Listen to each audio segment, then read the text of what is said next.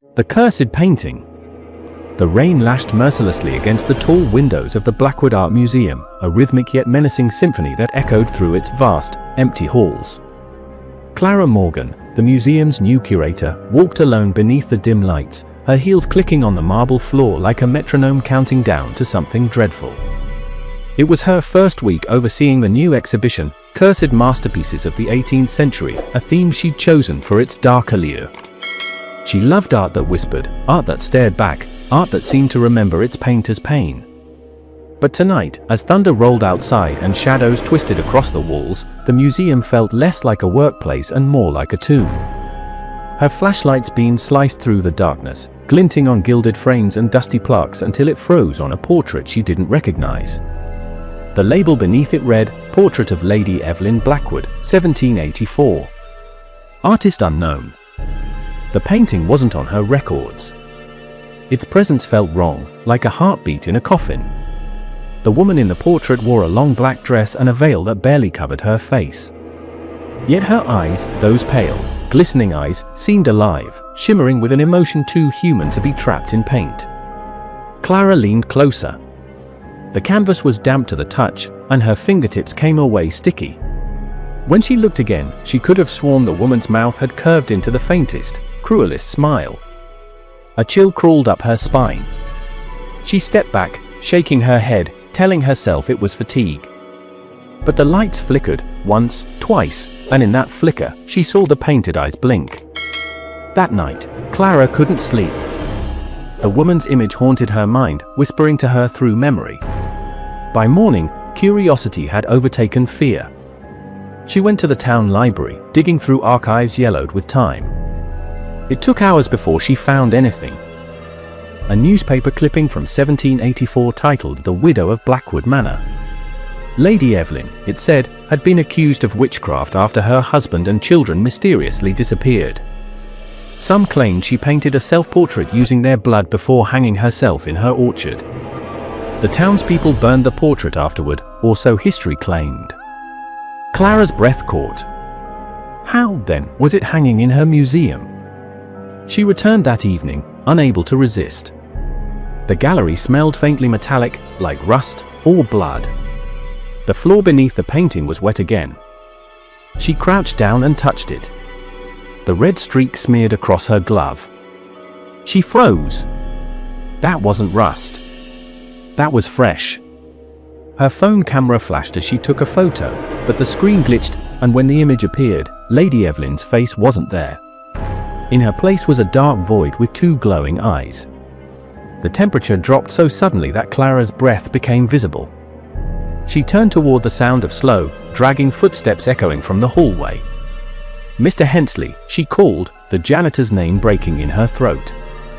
No answer. Just the echo of her own voice fading into the dark. She turned back, and the painting was gone. The frame hung empty on the wall. Clara stumbled backward, heart hammering, when a faint whisper grazed her ear. Find them. The voice was female, old, and dripping with malice. Her flashlight swung wildly until it landed on the far wall, and there it was again. The painting hung as if it had never moved.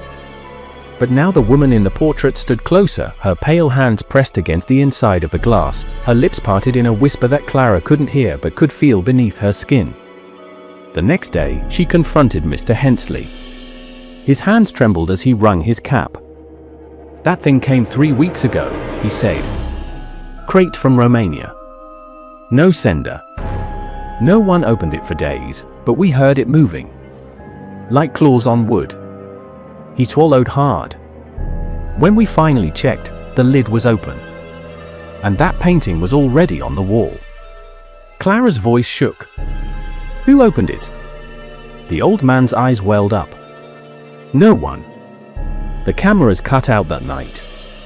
And the security guard quit the next day, said he saw a woman in black walking the hallways. Clara wanted to believe it was a coincidence, that all of this could be explained by paranoia and exhaustion. But that night, the whispers began again, soft, rhythmic, coaxing. Look behind you, as she turned, trembling. A dark shape stood reflected in the glass of the portrait. She spun around, no one was there. But in the reflection, the figure still stood. It was the woman. Lady Evelyn. Her eyes glowed faintly red, her smile widening in slow motion. Then the reflection stepped out of the glass. Clara screamed as the air warped, the light bulbs above her bursting one by one until the entire gallery fell into pitch darkness. The faint sound of a woman humming an old lullaby filled the room. A cold hand brushed Clara's shoulder.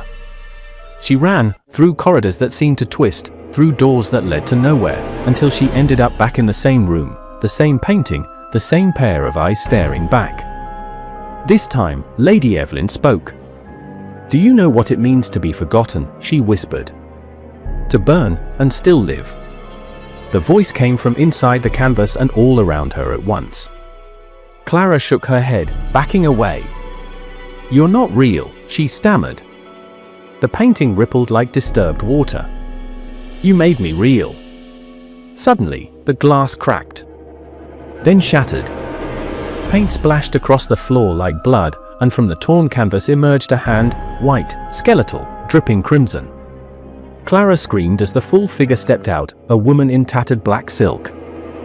Her eyes hollow, her body leaking streaks of red paint that hissed like acid when they touched the floor. Lady Evelyn stood before her, smiling. "You found me," she said, her voice echoing inside Clara's skull. "Now you must finish my portrait." Clara stumbled backward, tripping over her own equipment. "Stay away from me," she cried. But Evelyn floated closer, her shadow stretching across the floor like a pool of ink. The walls began to tremble. Paintings fell, bursting into ash. "Do you know what it feels like to die in silence?" the spirit hissed. "To watch them burn your face and laugh." Clara covered her ears, but the voice was inside her mind, screaming. She grabbed a broken frame and swung it wildly, but it passed straight through the ghost's body. Evelyn reached forward, placing her icy fingers on Clara's forehead.